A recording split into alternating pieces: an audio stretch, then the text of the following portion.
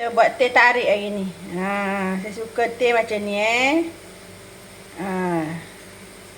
Kita apa panggil masak. Kita masak air teh. Pakai serbuk teh lagi. Saya dah habis serbuk teh kat rumah. Saya guna yang uncam punya. Lepas tu rebus lah. Rebus dia sampai mendidih, berbuih. Nanti lepas ni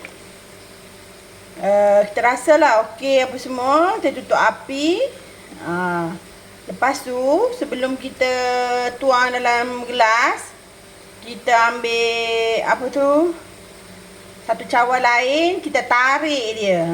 Kita tarik dia berbuih macam kedai mama. Try lah. Berbeza lah kalau kita buat yang kita guna air panas je. Try. Tak percaya.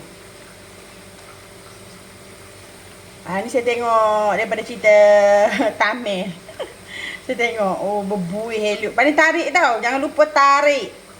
Guna dua buah gelas yang panjang. So kita tarik akan berbuih. Tapi lepas ni kalau you ada